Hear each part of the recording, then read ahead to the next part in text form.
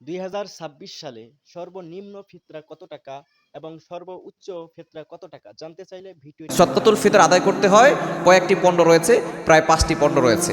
আটা, যব, খেজুর, কিশমিশ আর পনির। এই 5টি পণ্যের যে কোনো একটা পণ্য দিয়ে আপনি আদায় করলে আদায় হয়ে যাবে। তবে যারা ধনী আছে, যার যতটুকু অ্যাবিলিটি আছে, সামর্থ্য আছে, সেই অনুযায়ী তাকে সদকাতুল ফিতর আদায় করতে হবে। এখন আপনি কিশমিশ দিয়ে আপনি ফিতরা আদায় করতে পারেন, এরকম আপনার অ্যাবিলিটি আছে। যদি আপনি আটা দিয়ে আদায় করেন তাহলে কিন্তু আপনার ফিতরা আদায় হবে না। এজন্য অবশ্যই যাদের অ্যাবিলিটি যতটুকু, সেই পরিমাণ সে খেজুর অথবা কিশমিশ দিয়ে আদায় করার চেষ্টা করবে। তাহলে আটা, তারপরে যব, খেজুর, কিশমিশ, পনির। এখন আমরা হিসাব করব কোনটার কতটা দাম আসে।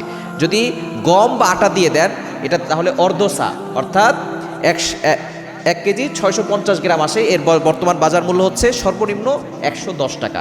অর্থাৎ যাদের মোটামুটি অ্যাবিলিটি আছে, সামর্থ্যবান মোটামুটি, তারা যারা নিসাব পরিমাণ মালের মালিক, তারা অবশ্যই সর্বনিম্ন 110 টাকা আপনারা আটা বা গমের মূল্য এটা আপনারা দিয়ে দিবেন, তাহলে আপনাদের ফিতরা আদায় হয়ে যাবে।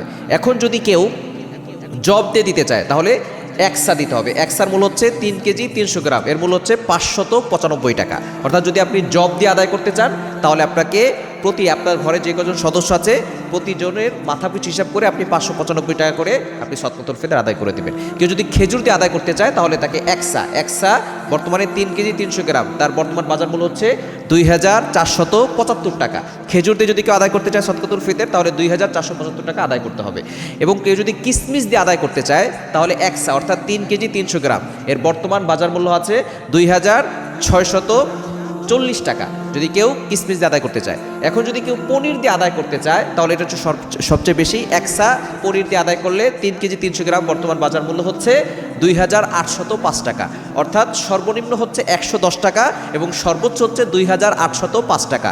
সুতরাং অবশ্যই আমরা এই সদকাতুল ফিতর আদায় করার চেষ্টা করব, কেননা